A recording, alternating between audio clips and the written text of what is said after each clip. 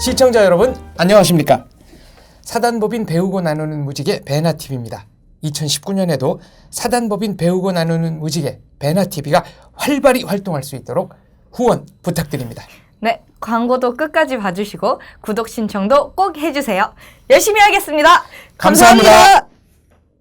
시청자 여러분 안녕하세요. 탈북하면서 아프고 힘들었던 기억을 탈탈 털어드리는 탈탈탈. 오늘은 엄영남님 편을 찍고 있습니다. 자, 1부에서 차디 차가운 압록강을 2010년 30살의 나이로 탈북을 하셨습니다. 네. 이제는 한국 과정인데요. 엄청 걸린 기간이 24일 정도라고 써주셨어요. 그러니까요. 네. 다음 달에는 한국에 계셨습니다. 그렇죠, 그렇죠. 11월에 출발해서 12월에 도착하셨어요. 네, 이야, 맞아요. 정말 직행이네요. 그렇죠. 네. 어떻게 그 중국에서 그러면 일단은 태국까지 네. 뭐 그냥 거의 직행으로 그냥 3박 4일 정도? 3박 4일로 막힘없이. 네, 그냥 쭉 왔죠. 예, 그냥 저는 그냥 여행으로 가듯이. 그래도 무로카랑 네. 일행이 있었던 네. 거죠? 예. 브로코랑 제가 그 차디찬 강물을 넘어서 그래서 중국 장백현이라는 곳에 길림성 장백현이라는 곳에 도착을 해서 거기에서 그 연선은 굉장히 위험해요. 그래서 좀 더 안쪽으로 이렇게 들어가서 하룻밤 자고 그 다음 날에 출발하기 시작했죠. 24시간 내내 그냥 차 안에서 계속 차 안에서 먹고 자고를 이야. 다 그렇게 하면서 그 처음으로 싼둥이라는 곳이 중국에 거기에서 처음으로 여관방에서 하룻밤 잤어요. 그렇게 하고 거기에서 또 버스를 타고 그 2층 버스가 있어요. 그거 타고 또 계속 광주인가 뭐 그쪽으로 해서 계속 가가지고 쿤밍에 도착해서 권명. 네, 곤명에 도착해서 처음으로 식사다운 식사를 식탁에 앉아서 밥을 먹어보긴 거기 처음이었어요. 처음이자 마지막 탈북 가정 네, 가정 중에서 이야. 굉장히 어려웠고 네. 그냥 뭐 짐짝이죠. 그냥 그 조그만 차에 8명이 탔거든요. 일행이 8명이었었는데 그냥 한 사람은 자리가 모자라니까 그 뒤에 짐칸이 있었어요. 그 짐칸에 그냥 근데 짐처럼 근데 자고. 그분이 사실 제일 편해서 누워 있어가지고 아니, 힘드셨지만 어떻게 보면 행운이죠. 큰 검열이나 뭐 걸리지 않았다는 거잖아요. 네. 그렇죠. 거의 안 걸렸었는데 딱 뭐 2번의 사건이 있었는데 그 제일 처음에는 약간 방콕으로 이렇게 올라가면서 그러니까 저희가 치앙마이에 그러니까 태국까지 가기 전까지는 거의 안 걸렸어요. 그러니까 중국은 무사히 도착. 네, 중국은 거의 무사히 도착하고 메콩강에서 한번 라오스 경찰한테 걸렸는데 다행히 그 라오스 경찰이 그 마약 단속반 같은 그런 거였어요. 저는 경찰이 어디 그런 조폭처럼 생긴 제복이 없어. 라오스 경찰이요. 제복이 없고 뭐 여기는 경찰들이 제복이 있고 뭐 권총이나 또는 내지는 뭐 그 테이저건 같은 걸 갖고 그렇죠. 있잖아요. 그러니까. 뭐 AK 자동 소총을 탁 들고 그렇게 하고 거기에 투척기가 있어요. 투척기가 뭐냐면 거기에다 수리탄 같은 걸 넣어서 쏘는 거예요. 근데 포예요, 포. 투척기 자동 소총을 탁 들고 반바지 탁 입고 모자 이렇게 탁 카우보이 모자를 쓰고 그게 조폭이지 경찰이에요. 그런 애들이 딱 와가지고 저희를 그 조그만 배 뭐 두들겠어요. 한 30분을 계속 두시다가 마약. 마약 단속반이었던 것 같아요. 단속 때문에. 없어서 다행이었고 다행히 태국으로 무사히. 네. 태국에 도착해서 네.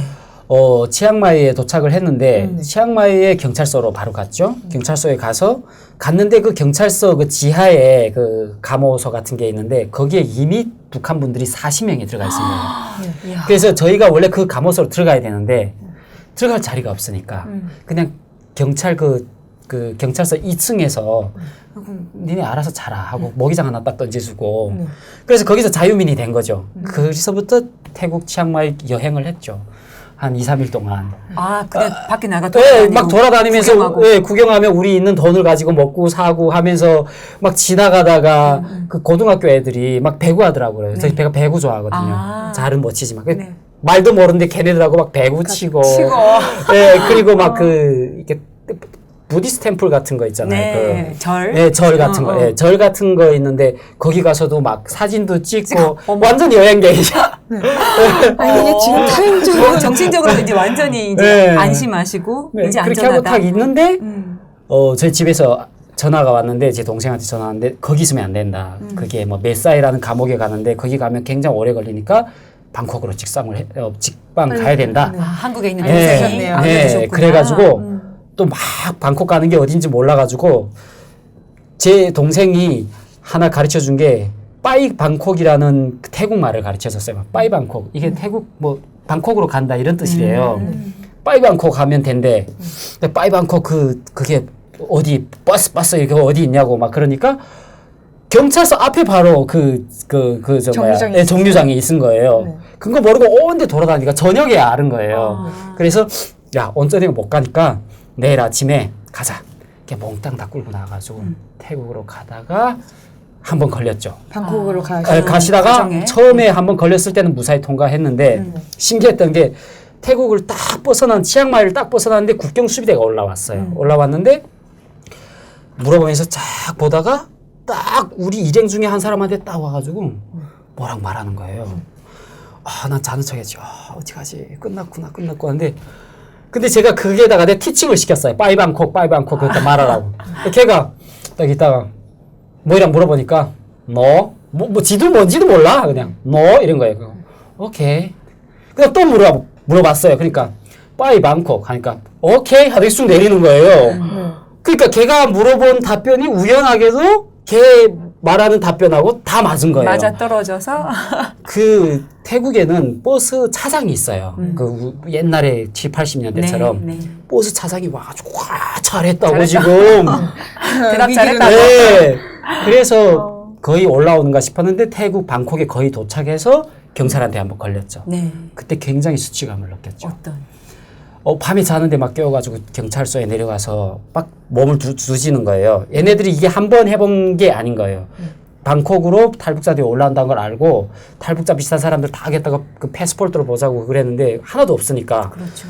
짐을 다 두지고 뭐 남자고 여자고 그냥 몸 수색을 싹 하는데 여자분들이 그때 4명인가 5명이 4명 됐는데 뭐 막 가슴도 만지고 막 그냥 막 그런 그러니까 거예요. 몸수색을 한다는 핑계로 네. 막 이제 만지는 거예요. 네.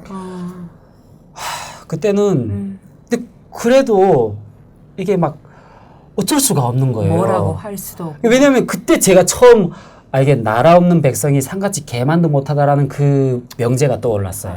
그래서 내가 만약 여기에서 막 뭐라고 해가지고 얘네들과 싸우면 잘못하면 북한에 북송될 수도 있고 네. 그러면 북한을 떠나왔으니까 나는 북한에서도 배신자고 그러니까 남한 대한민국에 입국도 안 했으니까 남한 사람도 아니고 네. 그렇다고 태국 사람도 아니고 나라 없는 나는 백성. 뭔가 라는 그 정체성 혼란이 엄청 강했죠. 그래가지고 이게 막 그때 돈도 다 떼었고 제가 중국 돈 2,000원인가 얼마인가 있었는데 2,000 위안을? 다 떼었고 그러니까 이게 태국 경찰도 이게 동남아 경찰이 이게 못 사는 나라잖아요. 그 발전 도상의 나라다 보니까 선진국이 아니다 보니까 굉장히 인권이 아직 멀었어요. 한두 번 해본 손짓이 아니었군요. 그러니까 얘네들 그렇게 삥을 많이 뜯은 거죠. 그렇게 다 돈을 뜯고도 뭐라 그러냐면 벌금을 내야 된다, 니들이. 그 벌금 내자. 우리 거기서 내면 된다. 그 나머지 돈 우리 달라 하니까 이거 불법 외환 뭐 어쩌고 저쩌고 말이 많더니 이건 못 준대. 그래서 좋다. 안 가질게. 그러니까 걔네들도 미안했던지 기다려 우리 방콕 가는 차를 태워줄게. 그래가지고 다른 버스를 해가지고 방콕까지. 네. 아유, 그렇게 방콕에 진짜 그때 열받았어요. 열받죠. 감호소에 도착을 태국 하셨는데. 가면 그놈 새끼 찾아가지고. 방콕에는 그럼 얼마나 계셨던 거예요? 태국에 24일 중에서 방콕에 20일 있었죠. 20일. 정확히 18일인가 18일 19일인가 정도. 그렇게밖에 안 있었어요. 그래도 그 동안에도 뭐 하나 에피소드가 있네요. 태국 방콕 감호소에서 싸운 얘기. 외국인 거기- 분들이랑 싸우셨어요? 그러니까 제일 처음에 딱 도착을 하면 바로 북한, 남한행으로 가는 그 칸이 따로 있거든요. 네. 그 칸으로 가는 게 아니라 그냥 일반 그렇죠. 범죄자들이 있는 그런 감옥으로 들어가요. 근데 그때 굉장히 저희가 업돼 있었고 좀 화가 나 있었어요. 저 자체도. 왜 그러냐면 저는 분명히 제가 생각하는 탈북은 어려운 뭐 이렇게 해가지고 태국까지 오면 그냥 여기에서 웰컴 투 뭐 사우스 코리아 막 이렇게 하면서 해가지고 그냥 비행기로 탁 태워서 이렇게 오는 줄 알았어요. 비행기든 배를 타든 뭐 아무튼 근데 감옥에 가 있는 거예요. 그러니까 내가 뭘 그렇게 잘못했지?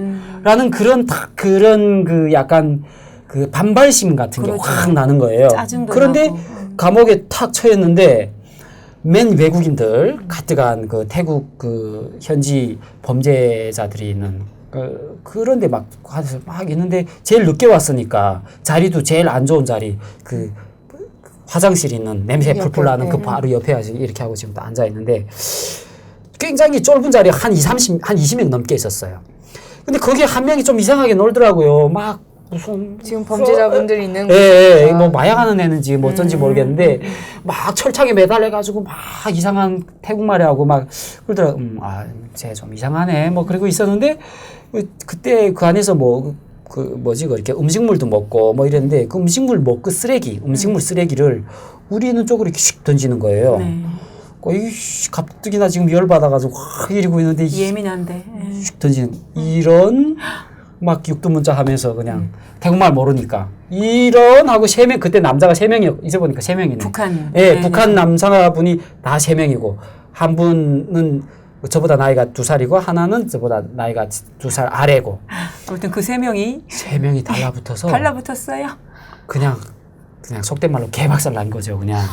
그래서 걔가 솔직히 좀 지금 생각하면 좀 미안한데 네, 왜 지금 그때까지 미안하다고 쓰셨어요? 그때가 그렇게까지 때릴 필요가 있었나? 그러니까 네. 피가 낭자하고 그냥 뭐 난리가 아닌 거예요. 그러니까 그 젊은 건장한 남성이 3명이 달라붙어서 그냥 막 죽탕을 치니까 그 옆에 누구도 우리를 말릴 생각 못 하는 거예요. 오히려 걔네들이 막 그 간수를 막 불러. 그냥 뭐라고 얘기해. 근데 우리한테 결국 나쁜 얘기를 안 했던 것 같아. 지금 생각하면. 나쁜 얘기를 했으면 걔네들 뭐라 할 텐데 이쪽 매 맞은 애. 걔 보고 오히려 뭐라고 막 그러더라고요. 조금 문제가 있는 예. 분이었나 보다. 그래가지고 우리 형 나오래요. 좀 이따 1시간 있다가 나오고 다른 넓은 방. 엄청 넓은 방. 너무 좋아. 격리. 거기를 따로. 갔죠. 네. 무슨 한바탕 소동도 있으셨지만 무사히 비행기를 타셨습니다. 한 20일 정도 태국에 머무셨다가 2010년 12월에 그렇죠. 네, 비행기 하늘에서 어떤 생각을 하셨을까요? 비행기 탈 때 일단은 너무 신기했죠. 비행기를 내가 살아생전 비행기를 타보네. 근데 비행기 들어가는데 밤에 일단은 가는 거라서 일단은 비행기를 타러 태국 그 가모서에서 공항까지 갈 때 너무 기분이 좋아가지고 업돼가지고 근데 그 차는 약간 그 죄수들 태우는 차 철창에 있는 차 네. 그걸 타고 왔는데 막 노래를 부르면서 막 그렇게 하며 왔어요. 진짜로 너무 좋아가지고 저는 더구나 좋았던 게 저보다 먼저 떠나신 분을 태국 가모서에 가니까 저보다 늦게 도착하신 거예요. 태국에. 네, 그 계산에서 저희보다 먼저 떠난 조가 있었거든요. 중국에서 좀 고생하셨나 보다. 그분들은 뭐 그 태국에서도 방콕으로 직접 못 오고 뭐 메사이 뭐 이상한 데로 막 와가지고 돌다가. 너무 힘들게 오시다 보니까 그분들은 저희보다 먼저 떠났는데 저희보다 늦게 도착했고 심지어 태국에서 저희보다 한 달 더 늦게 기다린 거죠. 근데 저희는 또 그때 타이밍이 저는 항상 더 타이밍이 또 되게 특별했어. 보통은 20-30명 뽑는데 그때 확 많이 와가지고 50명을 뽑게 되다 보니까 저희가 원래 대상이 아니었는데 20명 안에 들어가서 이렇게 가게 된 거예요. 그래서 남보다 더 빨리 오게 된 거죠. 빨리. 비행기 타가지고 그다음에 너무 예쁜 아가씨들이 대한항공. 대한항공인 것도 기억나. 그 태국마크 있는 거긴데 후에 알고 보니까 대한항공이었더라고요. 너무 예쁜 아가씨 다 이렇게 하고 뭐 환영합니다 하면서 이게 역시 젊은 남자분이시라 바깥 풍경이 이뻤다 그런 말씀 하실 줄 알았는데 이뻤다 여자분들이 승무원들이 남자의 관심 하나예요. 네. 그렇죠. 그냥 한국에 이제 가시는 거잖아요. 네. 그리고 또 어머니와 남동생을 만나러 가는 길이기도 하잖아요. 그렇죠. 네. 그거에 대한 어떤 특별한 감정이 있으셨을 것 같아요. 그러니까 굉장히 일단은 여러 가지 그 가장 좋았던 거는 일단은 대한민국에 간다. 그리고 내가 안전하다. 그리고 부모님 만날 수 있다라는 생각은 이미 태국에 왔을 때 그때는 뭐 이미 안전하니까 언제든지 만나자. 그리고 제가 조금 부모님한테는 좀 미안한데 어릴 때부터 막 부모님 막 엄마 이러지 않았어요. 그냥 어디 나가도 그냥 뭐 한두 달 동안 연락도 안 하고 그냥 쑥 잘 지내고 좀 그래, 좀 그런 게 좀 있었어요. 그랬을 것 같아요. 네, 그래가지고 근데 다만 대한민국이라는 곳에 간다. 굉장히 두려움 절반, 기쁨 절반 있었어요. 왜냐하면 두려움은 아무래도 그래도 북한에서 아까 쇠뇌를 시키니까 막 피를 뽑아서 막 어떻게 한다 막 이런 얘기를 하는데 뭐 국정원 직원들이야 얘기하는 거 보면 그런 것 같진 않고. 네. 그리고 뭐 우리 막 이상한 비밀을 다 뽑은 다음에 막 다시 간첩으로 준비시켜가지고 북한으로 파견을 한다 막 이런 얘기도 있었고 그렇죠. 막 그래가지고 아무래도. 근데 어쨌든 좋았죠. 좋았죠. 비행기 너무 좋고 굉장히 일단은 가장 생각나는 거는 일단 비행기 기내식이 너무 맛있었고 가장은 아니었구나 두 번째로 첫 번째는 승무원 기내식. 네, 그렇죠. 승무원 기내식. 그 다음에 인천공항이 너무 화려했던 거. 근데 사실 태국의 밤에 오다 보니까 태국의 그 주차장이 방콕 쫙 이렇게 탑식 주차장이 있었는데 그게 불을 태국이 정말 이렇게 삐까뻔쩍하게 화려하게 딱 했는데 그게 굉장히 인상이 깊었었어요. 그래서 대한민국 인천공항 오면 그럴 줄 알았거든요. 근데 인천공항 그런 거 없더라고요. 그래서 그때까지만 해도 나만 잘 몰랐으니까 태국보다 공항 좀 별론데 막 이런 생각을 좀 잠깐 했었던 것 같아요. 그래도 압록강을 저기 건너신 지 한 달 만에 대한민국에 오셨습니다. 굉장히 스피디하게 왔죠. 정말 빨리 운 직행. 좋은 네. 케이스죠. 네. 그렇게 해서 공항에서 이제 국정원으로 가시잖아요. 네네. 국정원에서 조사 과정에 굉장히 고생을 많이 하셨다고 써주셨어요. 뭐 사실 고생이라기보다도 누구도 저보다는 다 고생을 더 했겠죠. 근데 다만 좀 오해가 있었던 일이 있었는데 제가 태국 감호소에 있을 때 그때 남한의 연평도가 터졌었어요. 연평도 폭격이 터져가지고 막 TV로 나와서 막 전쟁이 일어난 줄 알았어요. 그래가지고 연평도 막 터졌는데 거기에 태국 감호소에 있는 다 북한 분들이었거든요. 대기조에 들어갔을 때 그분들이 막 욕을 하시는 거예요. 그러니까 막 김정일이 개새끼가 막 김일성이 나쁜 놈 새끼 막 그래서 저는 금방 군대에 막 장군님 만세 막 이러다가 갑자기 3개월 만에 제대돼가지고 여기를 막 그것도 304일 만에 일주일 전에 북한에 있었는데 갑자기 여기 왔는데 막 김정일이 막 나쁜 새끼 해가지고 와 혼란스러웠겠네. 계급적 원수들이 여기에 있구나. 진짜 그런 생각을 했었어요. 네. 그래가지고 이 사람들한테 잘못 말을 했다가 내가 맞아 죽을 수도 있겠다. 라는 생각을 하던 와중에 천안함 얘기가 있었어요. 천안함이 그 전에 터졌잖아요. 그래서 천안함 터졌을 때 제가 군인에 있었거든요. 근데 북한 군인 신문에다가 뭐라고 했냐면 천안함은 남한에서 조작을 했고 뭐 여러 가지 근거를 많이 댔었어요. 군에 있을 때 또 그것도 또 이렇게 생각하시죠. 그래가지고 그 얘기를 했었죠. 천안함이 터졌을 때 내가 북한 군대에 있었는데 나 평양에 있었는데 군인 신문에 이렇게 걔네들은 그렇게 주장을 한다. 그렇게 한다. 한국의 조작이라고. 그렇게 얘기를 했죠. 그러니까 나는 그게 맞다가 아니라 그냥 들은 걸 얘기한 거예요. 그러니까 그 사람들이 또 이러면 나를 막 공격하는 거예요. 그래서 저는 그렇게 들었다고요. 그냥 어쨌든 모르겠고. 그러니까 막 그러더라고요. 그래서 그래 그 김정일 새끼 어떤 사람은 내 그 개새끼 통일이 되면 그 개새끼 동상 까부시 거기다 교회를 짓겠단 말이에요. 모르겠다. 그런 일이 있었어요. 국정원에 왔는데 갑자기 조사관이 딱 그 얘기를 하는 거예요. 태국에서 천안함 얘기를 하셨어요. 그래서 네 했는데요. 무슨 얘기를 하셨어요? 그대로 쭉 얘기했죠. 그러니까 그렇군요. 근데 왜요? 잘못됐나요? 저 거기 있을 때 그렇게 들었는데 아무 생각 없죠. 저는 그러니까 그 조사관 분이 그 조사관도 참 웃겨. 다른 분들이 저 이름 부르면서 영남씨를 간첩이라고 신고를 하셨어요. 같은 탈북자분이. 그래가지고 약간 좀 그때는 이렇게 조금 많이 당황하셨을 것 같아요. 마음이 어려웠죠. 그러니까 한켠으로 막 이런 생각들. 그러니까 막 여러 가지 생각 드는데 그 어떤 놈이 나를 그렇게 말도 안 되는 그걸 신고했지? 이런 생각 플러스에 또 안 좋게는 이 국정원이라는 곳이 참 북한의 보위부 같은 것이네. 왜 서로가 서로를 막 물고 뜯게 만들지? 그러니까 그런 반발심도 있었어요. 그리고 또 한편으로는 조금 어쨌든 말은 조심해야겠다라는 생각도 들고 여러 가지 뭐 기분이 좀 그랬었어요. 다만 제가 그럼에도 불구하고 좀 쉽게 그래도 조사를 잘 마쳤던 이유가 저희 부모님 먼저 왔어가지고 부모님이나 그런 뭐 분이 오게 되면 신분 확인이 되기 때문에 그렇죠. 한 60%는 일단 먹고 가요. 네, 그래서 그런 에피소드가 있었죠 국정원에서. 대신 조사도 꼼꼼히 받으셨군요. 네, 네. 그렇죠. 평양에서 또 군복무를 했다고 하니까 굉장히 조사를 국방부에 가서도 했고 막 그랬어요. 또 남녀가 서로 뭐 못 보게 했다는 것도 쓰셨는데 이거는 그러니까 그런 부분도 네. 제가 지금도 조금 그 부분은 물론 그 안보나 이슈 관한 문제가 있겠지만 그 부분 좀 지나치지 않나 이런 생각이 들어요.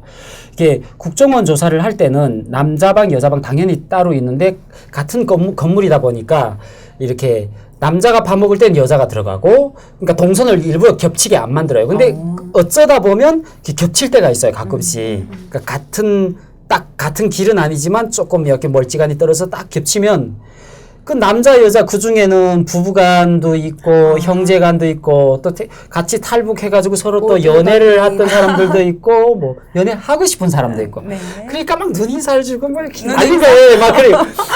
그거를 막 엄청 뭐라고 하는 거예요. 막 육두문자를 써가지고 욕하시는 분들도 있었어요. 눈도 마주치지 말라. 네, 말도 하지 말고 눈도 마주치지 말라. 신호도 주지 말고.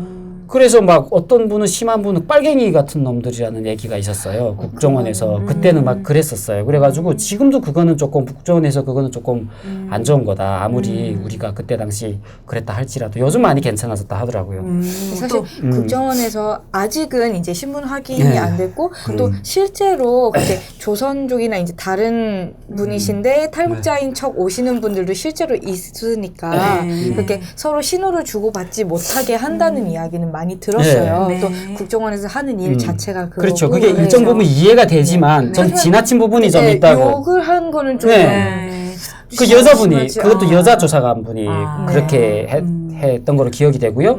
그리고 또 그 이렇게 창문이 있는데 그 여자 남자 동선이 또 이렇게 따로 해가지고 여자들 밖에서 이렇게 막 운동하고 그럴 땐 남자가 들어와 있고 남자 갈 땐 또 반대로 돼 있고 하면 다 남자 여자 서로 막 속된 말로 다 이렇게 굶주린 사람들이 와 보는 거예요. 그러면 막 열심히 하면 또 꼭대기에서 막 눈인사하고 막 사랑이 막 꽃피고 하는데 거기다 대고 또 막 뭐라고 하시는 거예요. 그래서 그거는 물론 앞으로도 제가 말했다고 해서 뭐 어떻게 될지 안 될지 모르겠으나 그런 부분 좀 지나치지 않나 라는 생각이 개인적인 생각이 들었고요. 네, 지금은 또 아닐 수도 있고. 안보는 아무래도 최우선으로 하는 기관 특성상 그렇죠. 또 직원분 한 분 한 분 또 다를 수도 있고. 근데 최근에 나오신 분들 들어보면 네. 그런 사례는 잘 보고가 안 되더라고요. 요즘에는 네, 많이 그런 또 외부에서 얘기를 많이 하고 하니까 네, 많이 대한민국 언론이 얼마나 세요. 저희도 언론이잖아요. 그렇죠? 다행히 바뀌었다고 국정원과 하고. 하나원의 분위기는 완전 완전히, 달라지죠. 네. 이제는 정말 네. 한국의 대한민국 국민으로 또 탈북자로 신분 확인이 됐으니까. 예. 그렇죠. 하나원 에피소드에 딱 성교육 쓰셨네요. 그리고 태어나서 처음으로 성교육 근데 받으신 거죠. 성교육을 남자는 생각보다 그렇게 구체적으로는 안 했어요. 네. 그러니까 네. 여성분들 많이 한다고 하더라고요. 근데 성교육도 쇼킹했다고 예, 써요. 그런 거. 그 남녀 간의 그런 얘기. 그러니까 제가 조금 그런 것 같아요. 제가 사실 좀 숫기가 없어가지고, 남자, 여자 막 사랑을 나누고 막 그런 얘기를 막 그러니까 아무나 세게 안 변하고 얘기를 하는 거를 이렇게 받아들이기 좀 어려워했던 것 같아요. 그러니까 막 북한은 성교육이 없잖아요. 없죠. 예. 그러니까 그 남자 여자 이렇게 손 짚고 잡으면 이렇게 손 잡고 자면 이렇게 애가 애기가 생긴다. 저 그랬어요 진짜로. 안 믿으십니까? 아시면서. 안 믿으십니까? 그게 놀라셨다고. 네. 또 소녀시대 보고 너무 야해서 창피했다고도 쓰셨는데. 그렇죠. 이거는 댄스 말씀하시는 네, 거죠? 그러니까 그때 소녀시대가 한참 잘 나갔을 때인데 네. 좀 2011년이죠. 잘 나간 이후였었나? 네. 딱 틀었는데 막 소녀시대가 막 댄스하면서 노래 부르고 하는데 일단은 노래가 속된 말로 뭔 개소리 하는지 하나도 못 알아듣고 진짜 분명 가끔씩 들은가 한국말이 나와. 근데 영어도 들려. 그러니까 그 밑에 자막이 없으면 뭔 소리인지 하나도 모르겠는 거예요. 북한에서 네. 그런 거 한 번도 안 보셨어요? K-팝이나 K-팝은 못 봤죠. 드라마나 뭐 이런 거는 봤지만. 조금 봤지만. 네, 뭐 예를 들면 쉬리나 뭐. 쉬리. 예, 쉬리 와, 뭐. 쉬리 북한에서 보셨구나. 네, 북한 그 알바트로스 되게 쇼킹한 막 아, 그런 그거 것도 진짜 막. 쇼킹하죠. 네, 그런 것도 네. 봤고 뭐 뭐 장군의 아들인가 뭐 그것도 봤고. 근데 그런 건 처음 봐가지고. 네. 근데 더 그런 거는 의상이 너무 야한 거예요. 그때는 야하다란 말도 모르고 너무 이렇게 제가 보는 사람 부끄러운 거예요. 와 뭐지 저 여자분들은 뭐 인생을 나버렸나 왜 저기서 저러고 있지? 그러니까 진짜 그러지. 왜냐면 북한에서는 그러거든요. 어디 여자가 그렇게 막 여기 뭐 그러니까 딱 요만큼만 보이는 건 뭐 무슨 옷이라 그러던가? 뭐 나시 비슷한 옷 같은 나시티 거. 같은 거 쫙 예, 달라붙은 거. 그런 옷을 입고 막 댄스를 하고 막 그래가지고 네. 아무튼 성교육이랑 네. 소녀시대 충격을 놀라셨죠. 지금 그 정도 보고 아무렇지도 않아요. 좋으시잖아요. 살짝. 살짝. 자, 하나원의 그 교육 시스템 중에서 이제 외부 세계에 대한 두려움, 경고를 주는데 그에 대한 부작용도 이야기를 맞아. 하고 싶다고 하셨어요. 부작용이 뭐예요? 일단은 하나원의 입장도 이해가 되지만 왜냐하면 나가서 뭐 사기 당하고 뭐 그러니까 막 그런 게 너무 사례가 많이 보고되니까 네. 일단은 거기서 보수적으로 계속 뭐 하지 말라는 얘기를 많이 해요. 네, 그러니까 요즘 다 조심하라. 조심해라. 사기꾼들이 많다. 사업하지 말라. 뭐 그리고 나가자마자 막 그런 사례를 또 얘기를 해서요. 다단계. 뭐 다단계도 그렇고 뭐 나가자마자 여자가 너무 그리워가지고 막 그 성인 업소에 가가지고 막 정착금 300만 원 그대로 바치고 이렇게 나오는 분들도 있다고 그러니까 그런 얘기도 해주고 네. 수많은 말라를 경고하고 있다고 네 그래가지고 예를 들면 나이가 30살 넘어가면 대학 가는 건 바람직하지 않다. 막 그런 얘기도 해요. 네 그리고 또 더 그런 거는 그거는 조금 지나치다는 게 돈이 최고라 계속 그걸 주입을 줘요. 돈이 최고라고. 자본주의 돈이 최고인 건 맞지만 그래도 여기 와서 꿈을 가지고 온 사람들이고 이렇게 부풀어 있던 사람들도 꽤 많은데 돈이 최고라고 자꾸 얘기를 하면 그럼 돈이 최고니까 그냥 어디 가서 뭐 노가다를 해먹던 뭐 어디 가서 진짜 뭐 거의 무슨 일을 해먹던 배를 타던 돈을 많이 버는데 가면 된다라는 그런 인식을 가진단 말이에요. 갖는 분도 네, 많이 그래요. 그리고 또 실제 그 강사분들도 그렇게 얘기한 사람들도 있어요. 다는 아니지만 뭐 수준에 따라서 다르지만 그러니까 그런 부분은 굉장히 두려운 거고 그래서 그 우리 부작용으로 제가 그 하나원 끝났을 때 네. 그 우리 같은 기수에 한 명이 하나는 안 나가겠다고. 왜 너무 무서워서. 하나원에서 영원히 살겠다. 나 여기서 영원히 살겠다고 그랬어요. 바깥 세상 무서워서. 네. 충격받았지. 모두들 90%는 하나원을 빨리 탈출하고 싶어서 너무 지겹잖아요. 6개월 동안 또 감옥 같은 데 있어야 되고. 근데 걔가 막 하나 안 나가겠다고. 근데 걔 굉장히 똑똑한 애였어요. 네. 저는 그때 오리지널 한북도말 빵빵 쓰고 있었고요. 네. 걔는 남한말 거의 다 하나원 기간에 다 체득을 했고 이미 북한을 탈북하기 전에 걔는 남한말 연습을 하면서 이미 알고 있고 왔던 애고 자기는 대학교를 갈 거고 굉장히 목표의식이 뚜렷한 애였는데 갑자기 안 가겠다고 막. 너무나 큰 두려움과 의욕이 상실이 됐구나. 왜 그런가 하니까 그냥 안 나게 가겠대요. 근데 구체적으로 그 인과관계가 있는지 모르겠으나 저는 그게 크다고 봐요. 그 교육 내용 때문에 그렇죠. 부작용이다. 네, 그래서 안 나가겠다고.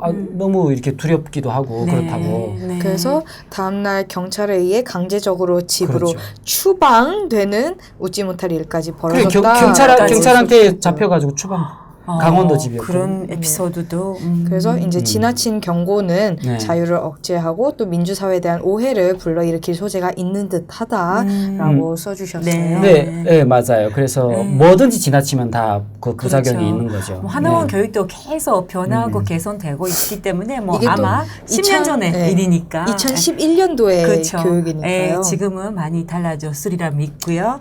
자, 이제 사회로 계속 발전해야겠죠. 그렇죠. 최근에는 좀 보완, 괜찮아졌다고 개선 하더라고요. 계속 네. 노력을 하고 계시겠죠. 자, 하나원을 나오셔서 사회로 또 부모님과 재회하시고 한국 생활을 본격적으로 시작하셨어요. 네. 어디 근데? 그 지역이 어디셨어요? 어디로 집을 받으셨어요? 저는 이렇게 그 집을 저는 못 받았어요. 저는 계시니까. 어머님이 먼저 나오셔가지고 집을 받았는데 저희 어디로 어머님은 받으셨었나요? 원래 저기 성남 쪽에 집을 받으셨는데 성남이 굉장히 작은 집. 보증금이 200만 원이라고 했나? 거기에 성남에 일자리도 잘 없고 뭐 이래가지고 결국은 그 집을 반납을 하시고 서울에 올라오신 거예요. 네. 근데 서울에 올라오시다 보니까 집이 없잖아요. 네. 그러니까 남의 집에서 살았어요. 그러니까 남의 집이라는 게 전입신고를 하고 사신 게 아니라 다른 그렇죠. 탈북자분, 다른 탈북자분인데 그분은 다른 데서 사시고, 그러니까 이것도 약간 편법이에요. 아. 그 본인이 살아야 되는데 네, 그분이 저희를 빌려준 거예요. 임대처럼. 뭐, 예, 임대처럼 해가지고 뭐 40만 원인가 내고 월세를. 근데 저는 거기 우리 집이 아니까 거기에다 전입신고를 할 수가 없는 거예요. 그러니까 서울 마포구에다 전입신고를 했는데 네. 이게 안타까운 게 서울 마포구에 전입신고를 하다 보니까 그게 하나원 나올 때 그게 그 도우미들이 따라와요. 네. 도우미들이 집까지 모셔다 주고 동사무소까지 그렇죠. 했는데 나는 계속 이 사람을 떨궈두고 싶은데 이 모습을 보여주고 싶지 않은 거예요. 예. 왜냐하면 그게 저는 굉장히 큰 불법이고 감옥 가는 일인 줄 알았어요. 그 전입신고를 다른 데다 하는 게 불법이긴 해요. 주민등록법에. 네, 완전. 네, 뭐 제가 국회 청문회 한다면 불법이에요. 제가 국회의원 출마할 건 아니라서. 네. 네, 그래가지고 와가지고 계속 떨고 노랬는데 계속 따라오니까 결국은 우리 집까지 왔죠. 그래서 뭐 이렇게 딱한 사정을 얘기하고 그때 저희 어머니가 우셨어요. 사실 그래가지고 이게 저희 이제 그 집에 대해서 저희 시청자분들께도 또 한 말씀 드리자면 이 7평이라는 게 사실은 저희 이제 국민들의 세금으로 하는 거니까 굉장히 감사한 부분이지만 어머니 입장에서는 또 같이 온 아들 또 후에 탈북할 엄영남님과 함께 아들 둘이. 네, 생활을 해야 하는 곳이니까 7평을 어른 셋이 살기에는 이제 부적절 힘들다. 라는 네, 판단을 당연하죠. 이제 예, 근데 그게 심지어 어른 셋뿐만 아니었어요. 제 동생이 그때 결혼을 했어가지고 재수 씨가 있었죠, 아기가 있었죠, 5명이에요.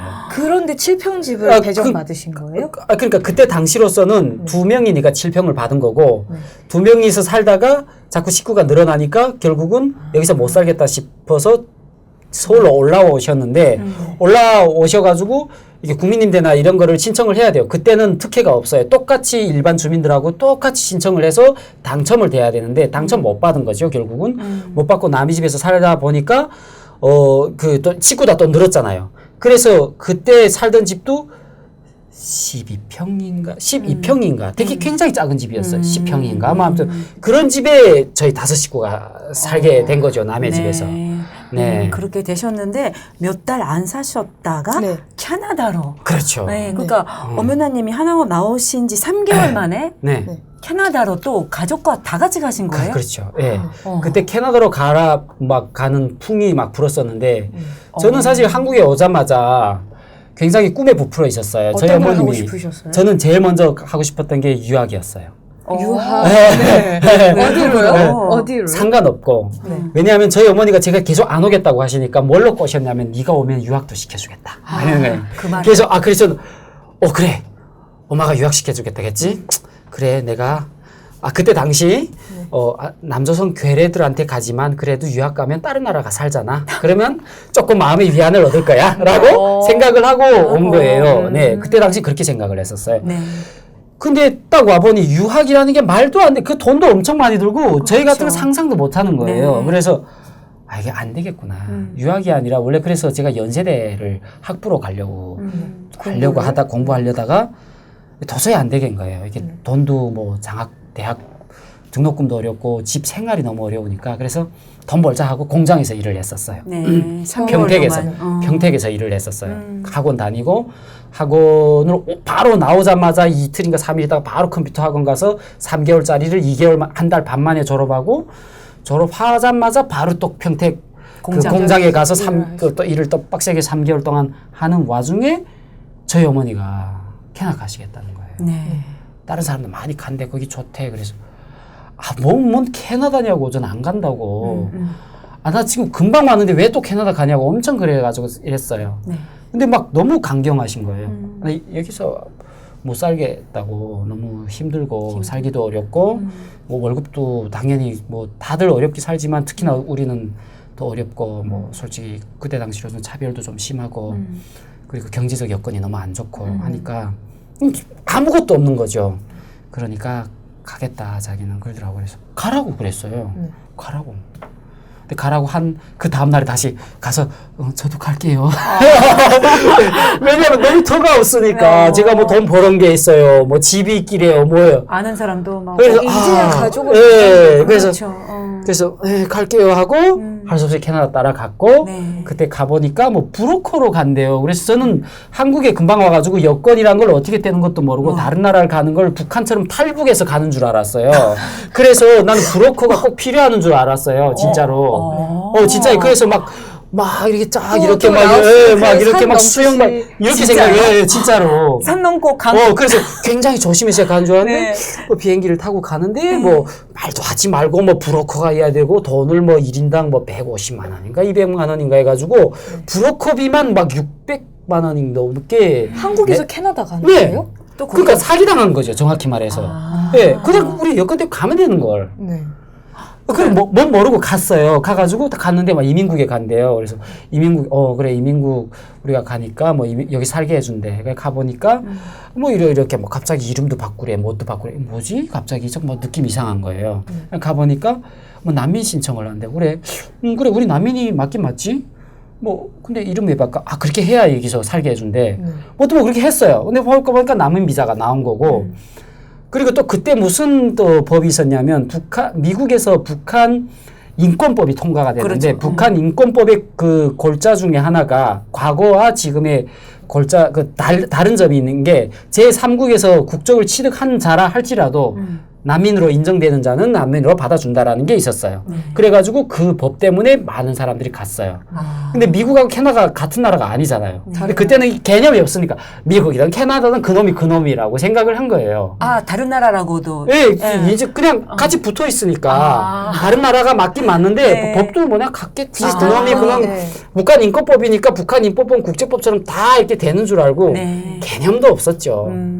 가보니까 그게 알고 보니까 북한 인권법 적용은 미국에만 통과된 거고 캐나다도 그때 얘기가 있었는데 통과가 안 된 거고. 네. 그러니까 결국은 그게 프로세스가 워킹 퍼밋까지 가다가 네.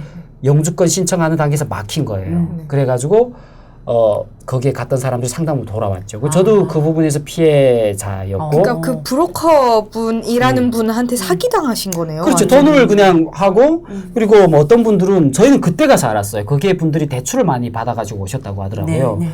근데 저는 대출 받을 여력도 없거니와 받을 시간적 여유도 없었죠. 그냥 오봉봉 가서 진짜 땡전 한 푼 없이 비행기 티켓 하나 갖고 갔거든요. 순 거기에서 돈을 벌어가지고 뭐 저희 어머니는 거기에 도착하시자마자 이민국에서 나오시자마자 다음 날에 바로 일을 시작을 하셨고. 무슨 일? 네. 식당 가서 일을 식당에서. 하셨죠. 예, 그렇게 가족을 먹여 살려야 되니까. 저희도 바로 나갈 일을 하다가 영어를 못하면 살 수가 없으니까 영어 학원에 갔고. 네. 근데 다른 분들은 브로커 돈을 팡팡 쓰시는 분들도 있으시고 그렇지 않으신 분들도 있는데 알고 보니까 몇몇은 정말 여기에서 돈을 많이 벌어가지고 플러스 또 대출까지 받아오신 분들도 있었고 근데 상당 부분은 대출을 받아가지고 왔는데 사기를 또 당하신 거예요, 그분들도. 대출 과정에서. 예, 예를 들면 자기들이 신용이 안 되니까 여기에 대부업체들이 그 사람을 갑자기 어느 평택 공장에서 이렇게 막 그냥 일하는 사람을 갑자기 막 부장님, 사장님으로 만들어주는 거예요. 딱 페이퍼 월커를 해줘가지고 막 연봉 1억 5천 막 이렇게 하는 거예요. 그러니까 하나원에서 대출하지 말라는 말라의 경고는 좀 더 해야겠네요. 그러니까 저는 그래요. 대출하지 말라 경고 플러스 그거를 실제 사례로 가르쳐줘야지 말로만 해가지고 그거를 모르는 거예요. 좀 더 실질적인. 네, 그러니까 왜냐하면 예시를 제가 하나원을 들어주니까. 지적하는 이유가 그 경고 자체가 나쁜 게 아니라 그 경고를 다 이론적으로 얘기를 하니까 이해를 못 하는 거예요. 그 실제 그 약간 프랙티컬한 그런 클래스가 없어요. 그러니까 실기 교육을 좀 많이 실용적인. 이런 교육을 대폭 줄이고 실기 교육을 해야 되는 거죠. 예. 아무튼 그렇게 사기를 당하시고 그런 오신 분들 굉장히 굉장히 많았어요. 많았다. 그때 또 많았잖아요. 캐나다 네. 가신 분들. 네. 그래서 캐나다에서 이제 가족분들과 3년을 지내셨는데 그럼 그때는 이제 난민 비자가 아닌 난민 비자로 살았죠. 워킹 퍼밋으로 살았죠. 워킹 퍼미션으로 네. 3년이면 꽤 오래 사셨는데. 그러니까 정착 초기가 이제 캐나다이신 거예요. 그렇죠. 그러니까 네. 캐나다가 또 어떻게 비쳤고 어떻게 생활하셨어요? 무슨 일을 하셨어요? 저는 사실 남들은 정착 초기에 남한에서 정착 초기를 했는데 저는 캐나다에서 정착 초기를 하는 약간 이색적인 경험을 했었는데 가장 좀 어려웠던 건 일단 영어죠. 영어를 모르니까 일단 버스를 탈 때 그래도 한국에 있을 때 삼계탕 버스는 타봤잖아요. 한국의 버스는 이게 자동문이란 말이에요. 이게 뭐 착 딱 서면 이게 누르면 한국에서 처음에 이렇게 이거 누르는 거 몰라가지고 왜 안 세워져요? 막 그랬었어요. 이거 눌러야 세워주는데 근데 그건 또 알아가지고 캐나다 갔는데 누르는 게 또 그게 또 버튼이 아니라 뭐 버튼 있었어. 버튼 누른 것까진 잘했어. 문이 안 열려. 그런데 왜 문이 안 열리지? 계속 기다렸는데 안 열려. 너무 안타까우니까 뒤에서 어떤 분이 내려오더니 뭐라 했는데 영어를 못 알아듣니까 문을 확 미는 거예요. 캐나다 문은 자동문이 아니야. 사람이 밀어야 돼. 수동이군요. 네, 자동 반자동이에요. 네. 그러니까 끝까지 여는 게 아니라 이렇게 발을 이렇게 밀어줘야 이렇게 자동으로 칙 열리는 거예요. 그걸 몰라가지고 이렇게 뻥해 있고 영어를 몰라가지고 그 서브웨이를 타는데 그 지하철을 탔는데 반대로 가셨어요? 반대로. 북쪽으로 간다고 했는데 분명 반대로 가시고. 가대로 가고. 네. 아유. 월마트에서 TV 사가지고 오는데 돈 아낀다고 겨울에 TV 박스 메고 수백 미터를 걸어서 걸어서 집까지 사람들 가시고. 다 밖에. 장난 아니었죠. 그 월마트 그러니까 TV 사는데도 어디든 뭐 원래 TV는 월마트에 사면 안 돼요. 그게 그 가전제품 전문 파는데 여기 하이마트처럼 그런 게 있거든요. 거기를 가야 되는데 월마트 그냥 어느 때 뭐 쇼핑하러 가보니까 월마트에 TV 있는 거야. 그래 저거 사자 하고 들고 가서 샀어요. 근데 거기에서 택시를 불러준대요. 근데 택시비가 굉장히 비싸요. 한 4-50불 나오거든요. 그렇죠. 부르는 것만 20불 해서 뭐 한 5, 그렇게 나오니까 야, 돈 없잖아. 매자. 제 동생하고 네, 그 큰 TV 박스를 둘이서 맸어요. 네. 그 겨울에 그 버스 정류장까지 한 5-600m 잘 됐어요. 거기를 메고 쫙 가는데 길에서 차들이 가면서 막 사진 찍고 난린 거예요, 지금. 사진까지. 이런 풍경을 처음 보는 거예요. 이거 시커먼 애들이 둘이서 TV를 메고 그것도 인도가 없었어요, 거기는. 차도로 이렇게 해서 이렇게 가는 거예요. 막 그리고 어떤 애들은 이렇게 이거 뭐야 이거 옆에 그 사이드 뭐 문을 쭉 내리고 이리고 가는 거예요. 대단하다. 그래서 고생 많이 하셨네요. 그래서 뭐 네. 버스 기사 그 대중교통 버스 탁 타고 하니까 버스 기사도 또 멋진 돌이켜 새끼야 막. 생각해 보면 황당하다 하시다고 본인이 생각해도 황당하다고 쓰셨어요. 그러니까 지금 그때 당신 그랬겠지만 지금 저보고 그렇게 하게 되면 못하죠. 못하죠. 그때는 뭐 그냥 근데 다만 그런 건 있었어요. 캐나다는 일단은 남을 의식하는 그런 게 없다 보니까 남의 눈을. 예, 남의 눈치를 전혀 보지도 않거냐. 그냥 남이 뭐 그러든지 말든지. 속된 말로 남의 뭐 그냥 뭐 젊은 청춘 남녀가 뭐 키스를 하든 네. 뭐 무슨 짓을 하든 관계를 안 해요. 그러니까 그런 부분이 조금 좋았던 것 같아요. 네. 캐나다 어느 쪽? 트론토 쪽에 네, 트론토예요. 네. 트론토에 탈북자분들이 많이 네. 모여 살았어요. 네. 그럼 일도 하셨겠네요, 캐나다에서. 일을 많이 했었죠. 어떤 일을? 그러니까 저는 또 영어를 원래 일을 거기서 가서도 그냥 돈을 벌려고 했었는데 있다 보니까 영어를 안 배우니까 이 사람이 살 수가 없겠더라고요. 살 수는 있는데 정말 제 자존심에 이게 저도 또 이래봐도 또 자존심이 굉장히 강하거든요. 자존심에 그냥 바보 같은 느낌 그런 게 있는 거예요. 그래서 내가 일을 못 배우더라도 영어를 배워야겠다. 네.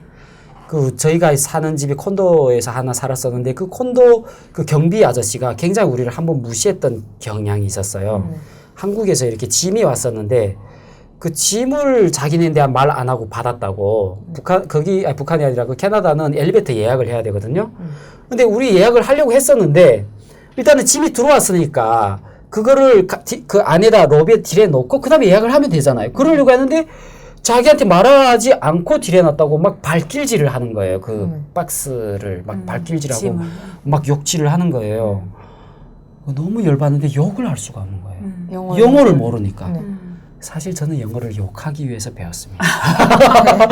네. 싸우기 위해서 네. 영어를.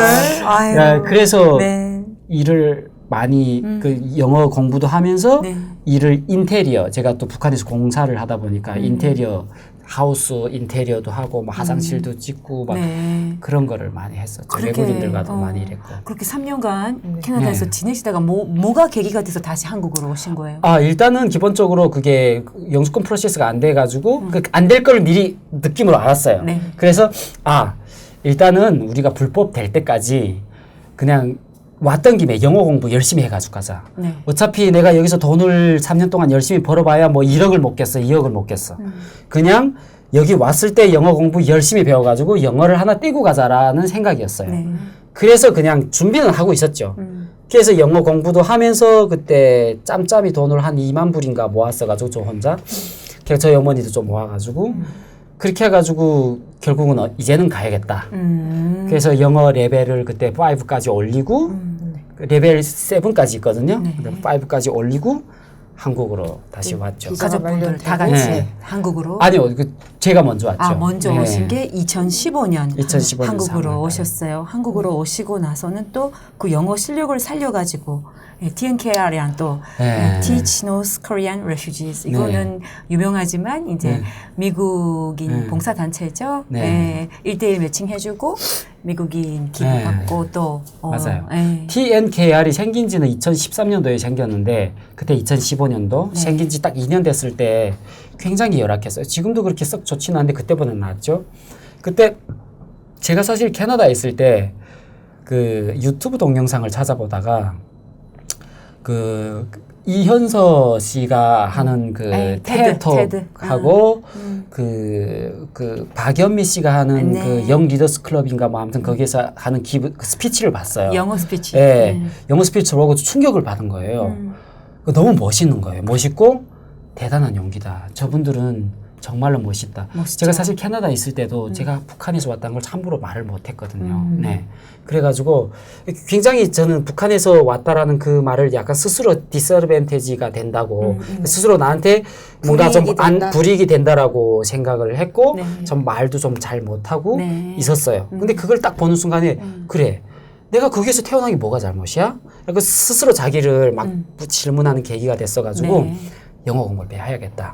영어 공부하게 됐고 오면서 와서도 여기 와서 영어 공부를 해야 하는데 돈이 없잖아요. 네. 어디서 할까 하는데 캐나다에서 그 TNKR을 보고 그 사람한테 영어 페이스북 친구를 맺었었어요. 네. 그 대표님. 네. 그래 오자마자 바로 그 사람한테 문자 보냈죠. 네. 저 영어 한국에 왔으니까 그 캐나다 있을 때도 문자는 왔어요. 한국에 왔으니까 만나자 하고 온 다음 날에 바로 만났어요. 야, 참. 그래 만나가지고 TNKR 가서 나 뭐 스튜 하고 싶다. 그래가지고 트랙 1, 트랙 2가 있는데 네. 어느 걸 하겠냐. 트랙 1은 좀 기다려야 되고 트랙 2는 뭐 지금이라도 할 수 있다. 네. 트랙 2 그 바로 할 수 있는. 퍼블릭 스피치를 하는 거거든요. 퍼블릭 스피치가 뭐지? 강연하는 영어 강연하는. 사람들 앞에서. 네, 그래 그거 할게. 했는데 그 사람하고 만난 다음 날에 바로 스피치 그 또 호텔에 가서 했었어요. 준비할 시간도 없이? 네, 없어 그냥 한 거예요. 가서 뭐 스피치라기보다도 그냥 뭐 이 말 저 말 막 한 거예요. 그냥 영어로. 자기소개하고, 그냥 뭐 지금 생각해보면 그냥 스피치가 아니라 뭐 그냥 대화, 컨버세이션이죠. 그래도 나중에는 미군 오산 공군기지에서 500명이 넘는 미군 파일럿 앞에서 스피치를 하셨다고. 네. 네, 제가 스피치를 그 TNKR과 하면서 영어 스피치를 한 50회 넘게 했는데 그러니까 횟수는 일단은 뭐 세다 갔다 이전 포기했어요. 몇 번 했는지. 근데 가장 인상 깊었던 게 오산 에어베이스에 가서 오산 미군 기지에 가서 이렇게 했던 게 3번인가 가서 했거든요. 이야. 3번 했나 4번 했나? 근데 제가 군인이었어가지고 저 군대를 너무 싫어했는데 어쨌든 군대 거기 딱 가니까 다시 군대 그게 쫙 기운이 오는 거예요. 올라오는 거예요? 너무 멋있는 거예요. 그래서 그 미국 군인들 진짜 한 500명이 있었어요. 이야. 이게 파일럿이 있고 그게 최고 그 부대장도 있었고 장교, 제가 뭐 병장. 부대장 뭐 감사장도 받긴 했지만 이야. 그래가지고 거기서 스피치를 하는데 너무 짜릿한 거예요. 그러니까 저는 약간 글쎄 스피치가 마음에 저한테 맞나 모르겠어요. 영어로 물론 스크립트를 볼 때도 있었고 그냥 암기를 해서 했을 때도 있었는데 스크립트하고 막 Q&A를 하고 할 때 막 그랬어요. 내가 나 불과 한 몇 년 전까지만 해도 너 에너미였어. 그러니까 미국 적이었어. 막 그러니까 막 웃는 거예요. 그래서 막 그런 얘기도 하면서 500명 앞에서 하는 그 스피치가 인생에서 가장 잊지 못할 기억이었던 것 같아요. 그렇죠. 또 의미가 있었고. 네. 북한에서 군인 생활할 때 그런 날이 올 거를 어떻게 네. 상상이나 했겠어요. 그쵸? 상상도 못했죠. 그렇죠. 네. 야, 그러시다가 또 대학원으로 진학을 하십니다. 2016년도에 고려대 행정학 석사. 네. 어떻게 대학원을 진학을 또 결심을 하셨네요. 그러니까 대학원 공부는 일단은 캐나다에서 올 때 공부를 해야겠다라는 결심을 하고 이미. 왔었는데 다만 오자마자 공부를 못했던 이유가 돈 때문에. 저희가 지원을 안 해줘요, 대학원은. 그렇죠. 지원이 정부에서 없죠. 지원해준 데도 없고 장학재단 이런 데서도 학부생들은 좀 지원해주는 데가 있지만 대학원- 대학원생들은 없어요. 네. 오로지 본인 힘으로. 그러니까 제 본인 힘으로 해야 되는데 돈 때문에 막 그러다가 일단은 해야 되겠다라고 1년을 준비를 했죠. 그래서 뭐 행정학이 도대체 뭐냐. 뭐 저는 학부를 공과를 나와가지고 행정학 뭐 조금 모르거든요. 네. 다만 위쪽에서 그런 데 관심이 많아서 그런 건 있었지만 그래서 1년 동안 공부도 좀 하고 돈도 좀 저희 어머니가 그때 그냥 캐나다 계셔가 돈도 좀 보내주시고 이래서 제 돈으로 이렇게 첫 등록금이 670만 원이었는가? 큰 돈이죠. 그거를 그냥 다 완납하고 하고.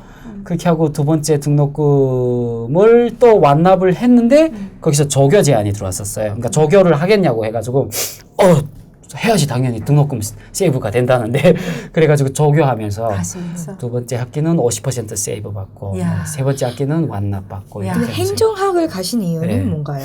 행정학 굉장히 관심이 많았어요. 왜냐하면 남북한이 통일이 되게 되면 네. 분명히 남한식 어떤 행정 체계를 도입시키는 그런 문제가 있을 거고 그런 과정에 굉장히 컴플렉트가 많을 거예요. 그렇죠. 혼란이. 근데 뭐 저는 개인적으로 남한식 행정 체계가 북한에 가는 걸 원하진 않아요. 왜냐면 남한식 행정 체계가 문제가 많아요. 그러니까 통일이 되는 계기점에 뭔가 새로운 약간 그 좀 더 체계를 업그레이드된? 업그레이드된 그런 거를 하기를 원해요. 그러니까 그런 차원에서 제가 북한에도 살아봤고 북한에서 적어도 고등교육은 나왔고 그러니까 남한에서 행정학을 좀 배워보면 앞으로 통일이 됐을 때 더구나 제가 살고 있는 어떤 그 네. 고향에 뭐 해산시라면 해산시의 시 행정을 어떤 식으로 잘 효율적으로 움직여야 갈등이 좀 줄어들고 최소화되는지. 최소화되고 이렇게 될 것인가라는 고민을 많이 했었어요. 야. 그래가지고 행정학을 선택을 했고 멀리 보셨네요.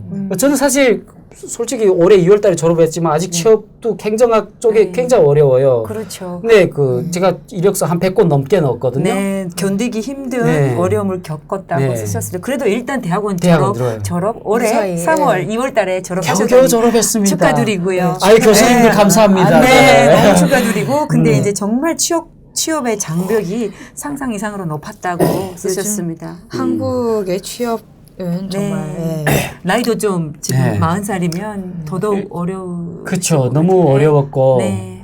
일단은 제가 대학원을 졸업했을 당시에 38살, 39살 됐고요. 그리고 뭐 제가 뭐 고대를 나왔다 할지라도 뭐 행정학은 고대가 제일 세다고 하더라고요. 저는 사실 뭣도 모르고 네. 갔어요. 근데 행정학을 나왔는데 보통 거기 나오신 분들이 국회 사무관이나 이런 분들과를 많이 해요. 네. 근데 저는 그런 뭐 보통 그런 것도 이렇게 좀 인맥으로 이렇게 하는데 뭐 인맥도 없고 그리고 뭐 공부도 썩 뭐 잘했다고 보진 않아요. 졸업은 했으니까 네. 석사를 겨우 졸업은 했는데 발판이 없으니까 그냥 맨 땅에 헤딩을 하는 거예요. 그래서 이력서를 진짜 좀 거짓말 보태서 100권 넘게 넣었어요. 네. 연구소 같은데 또는 뭐 관련 부분. 심지어 그냥 일반 민간 기업 뭐든지 상관없다. 네. 그냥 민간 기업이다 했는데 딱 한 곳에서 연락이 왔었는데 거기 바로 취업이 되긴 했었어요. 근데 그게 뭐 대북 관련 쪽이었어요. 대북 관광 관련 쪽이었는데 김정은이 하노이 회담이 이렇게 박살되면서 그 회사가 공중부대가 돼버린 거예요. 그러다 보니까 잠깐 일하다가 2개월도 못 일했어요. 회사가 아예 없어져 버린 거죠. 그리고 계속 이력서를 넣었는데 너무 좀 안타까운 게 이게 어떤 대한민국 취업의 장벽이고 어떤 면에서 탈북자가 넘어가야 될 유리 장벽인 것 같기도 해요. 네. 100곳을 넣었는데 딱 한 곳에서 연락이 왔어요. 근데 그것도 북한 관련, 북한 전략센터라고. 그래서 면접을 딱 한 번 해봤고요. 네. 누구도 연락을 안 했어요. 그러니까 서류 면접에서 일단은 안 받아서요. 근데 또 웃긴 거는 알바 천국이라고 있잖아요. 네. 거기에는 제가 북한 이력을 하나도 안 썼어요. 근데 알바 천국이니까, 알바니까. 그러니까 대학원 졸업, 영어, 프리토킹 가능, 뭐 스피치 경험 한 50회 있고, 그리고 뭐 캐나다 3년 살았고, 뭐 그 정도? 썼어요. 네. 거기서 계속 연락 와요. 계속 연락이 와요. 네. 그래가지고 뭐 면접도 몇 번 보려고 했는데 제가 일정이 안 맞아서 면접 못 받았어요. 근데 예. 그것들은 다 알바 자리잖아요. 알바 자리는 거기 북한 일이 하나도 없어요. 아. 그래가지고 아 이게 사실 그런 게 그래서 차별이라는 게 있는가? 전 차별이 개인적으로 직접적으로 느껴본 적이 사실 없었거든요. 근데 이것을 차별이라고 볼 수는 없어요, 저는. 근데 넌 차별이라고 보기도 조금 어려워요.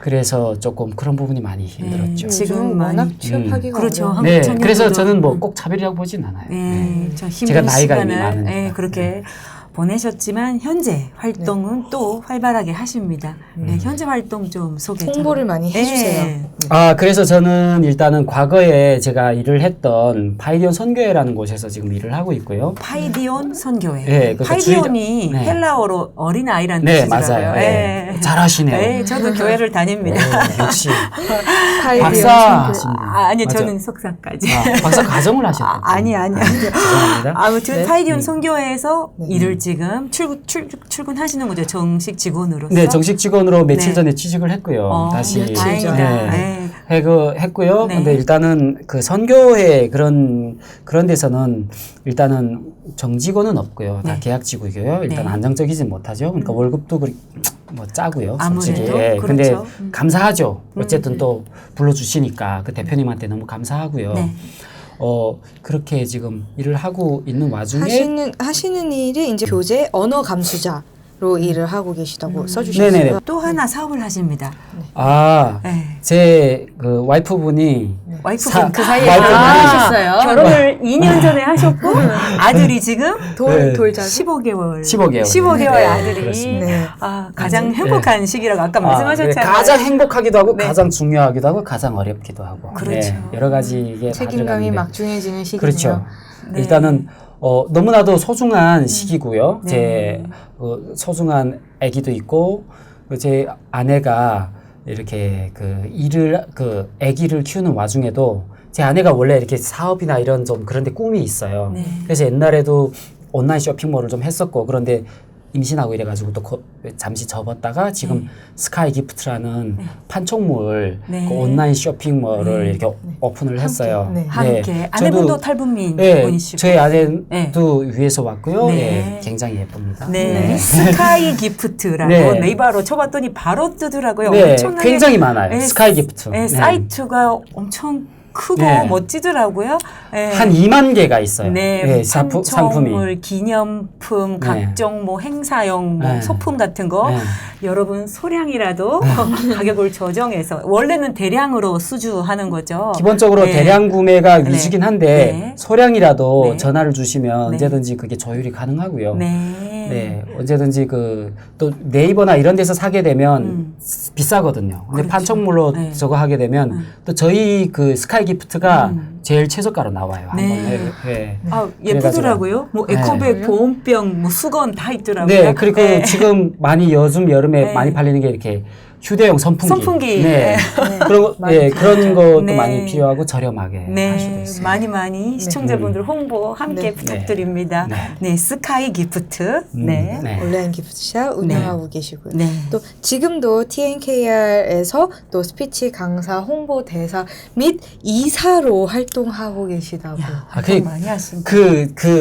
간판은 되게 요란한데 돈은 하나도 안 져. 걔네들. 아, 참. 여긴 자원봉사단체잖아요. 맞습니다. 네, 그분들도 네. 비영리 단체로 맞습니다. 봉사를 네. 하시니까. 네. 그러니까 저도 사실 무슨 뭐 돈을 받고자 그런 게 아니고 네. 저도 그쪽에서 수혜를 받은 사람이고 네. 수혜를 받았으니까 그 받은 수혜만큼 다른 사람한테 나눠야 될 거 아닙니까? 네. 그래서 그 TNKR을 많이 홍보하는 그런 활동을 많이 하고 있고요. 네. 거기에서 가끔씩 행사를 할 때 제가 영어 스피치를 합니다. 네. 그리고 또 거기에서 뭐 등기 이사로 그분들이 야. 이렇게 했는데 그렇죠.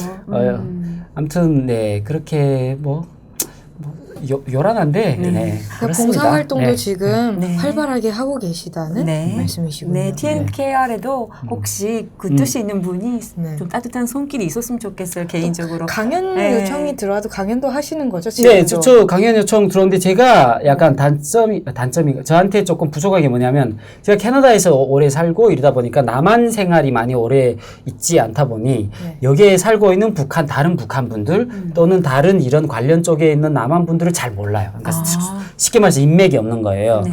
그러다 보니까 그런 것도 다 인맥으로 이렇게 소개가 들어오고 강연도 들어오고 이러는데 그런 게 없다 보니까 제가 강연을 좀 사실 하고 싶은데 말씀 너무 잘하시잖아요. 네.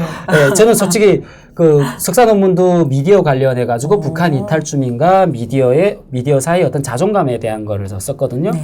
그래 가지고 그런 쪽에도 조금 얘기 나누고 싶고 네. 행정학에 대해서 얘기 나누고 싶어요. 네, 이번 방송을 보고 많이 강연 요청 소개 드렸습니다. 많이 들어왔으면 좋겠습니다. 자, 이제 미래에 하고 싶은 일을 여쭤볼게요. 네. 꿈이 많으시더라고요. 아까 잠깐 말씀해 주셨어요. 네. 미래 하고 싶은 일은 이제 통일부나 또 통일 및 동북아 정부 정책 관련 연구기관에서 일하고 싶으시다고. 연구기관. 네. 아, 제가 거창하게 썼네요. 네, 또 박사 과정도 마음 같으면 하고 싶지만 지금은 가정이 있어서 잠시 아, 미루고 계시다고. 제가 사실 박사까지 하고 싶었어요. 박사를 하고 싶다고 해서 와이프한테 엄청 욕먹었고요. 네. 네가 지금 우리가 돈이 없는데 막 물론 제 아내분도 정말 저를 박사과정 하는 거를 응원을 하는데 제가 가족이 있고 월급 솔직히 돈을 또 벌어야 되는 뭐또 안 돼 뭐 그런 걸 환경이니까. 아무튼 그런 작은 돈 가지고 세 가족을 먹여 살리기는 굉장히 어렵거든요. 그렇죠. 그러니까 언제 지금 박사를 가겠어요. 그래서 네. 다만 그렇지만 그래도 제가 기회가 된다면 네. 박사도 해보고 싶고 통일부 관련해서 좀 일하고 싶고 네.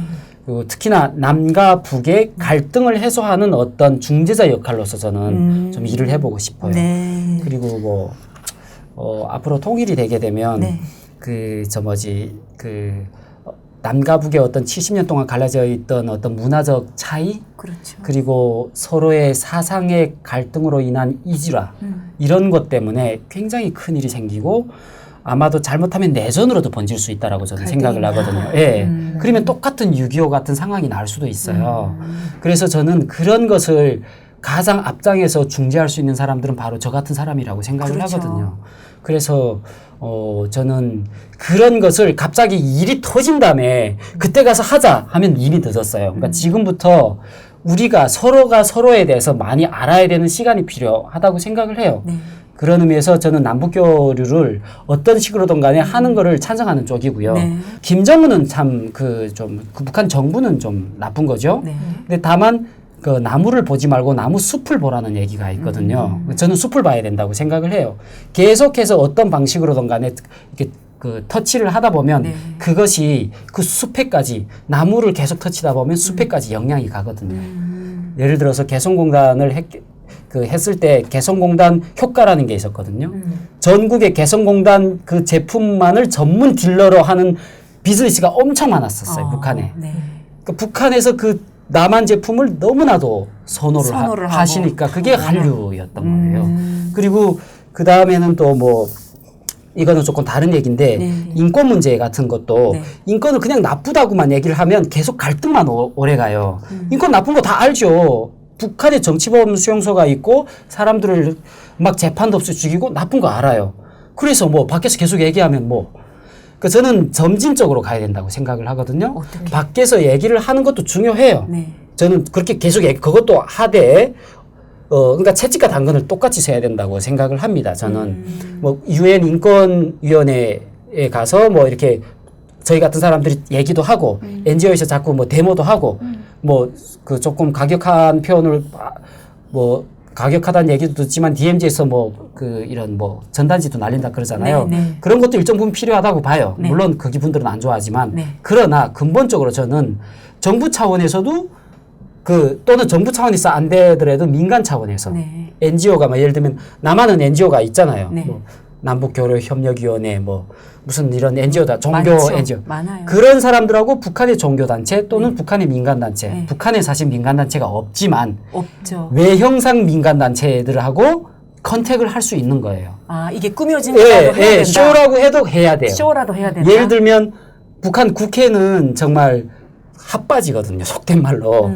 근데 남한 국회가 북한 국회랑 만나자 막 이런 얘기가 있었잖아요. 저는 그런 것도 필요하다고 봐요. 왜냐하면 그렇게 얘기를 자꾸 하게 되면 북한 국회가 힘이 커져요. 민주사회일수록 국회의 힘이 커지거든요. 네. 그래서 그런 식으로 해도 컨택을 해야 되고 또 좀 심각하게 얘기를 하면 북한 교도소 엄청 심각하게 인권하잖아요. 그런 교도소 그런 것도 교류를 해야 된다고 생각을 해요. 교도소 교류라고 쓰셔가지고 깜짝 놀랐는데. 교화기관 교류. 네. 교화기관도 교류를 하게 되면 자, 뭐 북한 사람들이 걔네들이 막 겉으로 그러잖아. 우리 교화기관 인권 너무 잘 보장돼 있어. 유튜브 찾아봐요. 북한 교화기관에서 그 보안서 경찰들, 네. 북한 보안원들 이런 사람들이 지들이 우리는 뭐 인권 침해가 없고 막 그렇게 얘기해요. 그러면 우리 받아주자는 거예요. 그래 인권 침해 없는 거 알아. 그러니까 인권 침해 없는지 우리 서로가 서로를 교류를 하자 말이 되잖아요. 그러면 걔네들이 북한은 적어도 말을 할 때 자기네 명분을 세우기 위한 적어도 나라거든요. 그 IS 같은 테러 집단은 안 해요. 물론 내적으로 그런 게 있지만. 네. 그러니까 명분을 세워야 돼요. 명분을 세우거든요.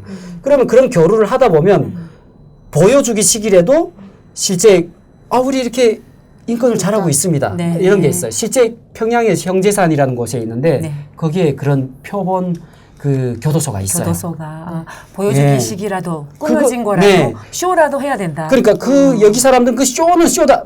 당연히 쇼죠. 근데 쇼라도 있어야 쇼가 실제가 되는 거예요. 네. 여기 써주신 게 우리의 바람에는 못 미치지만 네. 북한 주민 입장에서는 그게 엄청난 진전이고 그렇죠. 또 실제로 국제사회와 탈북민들의 끊임없는 인권 증언에 의해서 북한 정치범 수용소가 과거보다 숫자상으로 줄어들었다고 말씀을 써주셨어요. 맞아요. 그게 13개인가 14개인가 있었는데 지금 6개가 됐거든요. 줄어들었다고요? 물론 그것도 쇼라고 볼 수 있어요. 네. 근데 어쨌든 수사장으로 줄어들었다는 얘기는 북한 정부가 인권에 대한 그 국제사회 목소리를 의식을 한다는 의식을 얘기예요. 하고 있다. 네. 네. 제가 놀란 게 이게 네. 교회에서도 현금 1,000만 원만 주면 네. 스크립 설교 내용 네. 검사도 안 한다. 이거는 제가 네. 다른 분한테 제가 또 일하는 곳이 이렇게 기독교 그런 쪽이라서 네. 그런 그 교회 북한에 가셨던 교회분들 목사님들한테 들은 얘기예요. 네.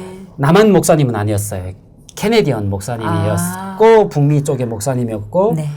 그런 분들이 딱 가게 되면 그 교회 설교할 때 봉수교회나 칠골교회 평양에 가게 되면 그 거짓말 성도를 쫙 모은대요. 그렇죠.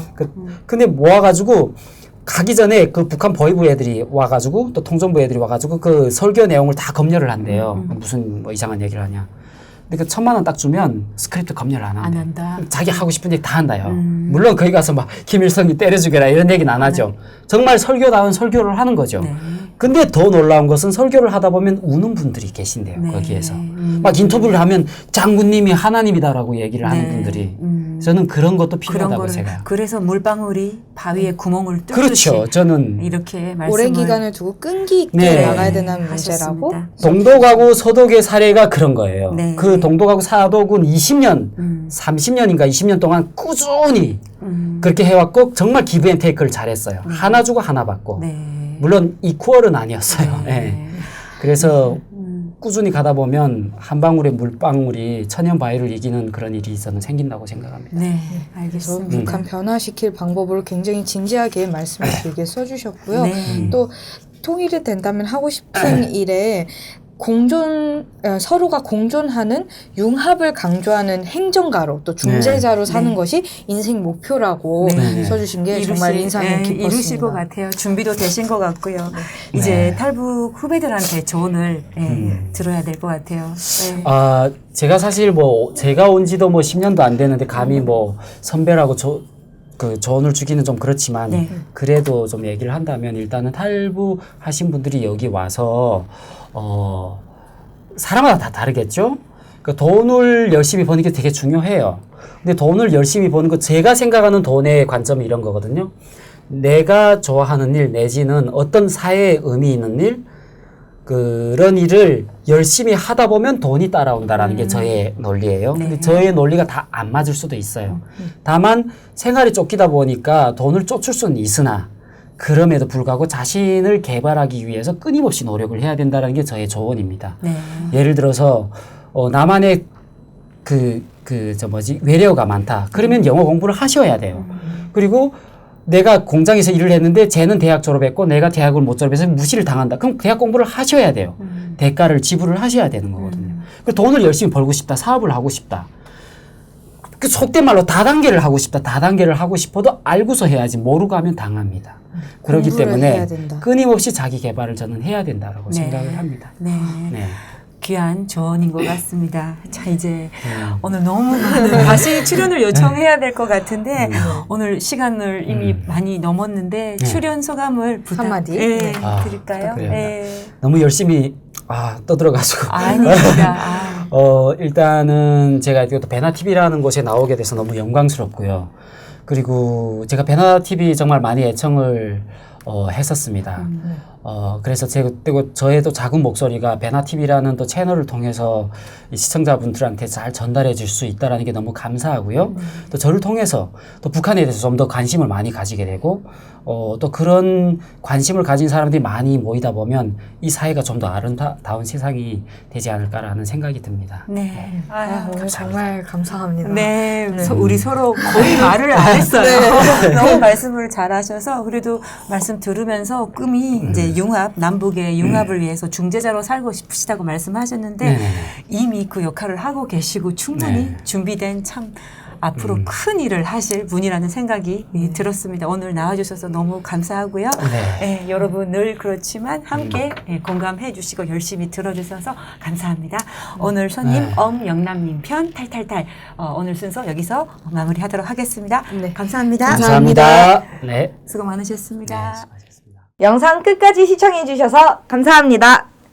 베나TV 최신 영상 알림을 받으시려면 이쪽 구독하기 버튼 꼭 눌러주세요. 후원은 계좌이체, CMS, 휴대폰 결제, 페이팔 통해서 가능합니다. 자세한 설명은 영상 하단의 설명란 참조 부탁드립니다. 광고 끝까지 시청하시는 것도 후원에 큰 도움이 됩니다. 구독 버튼 꼭 눌러주세요. 감사합니다.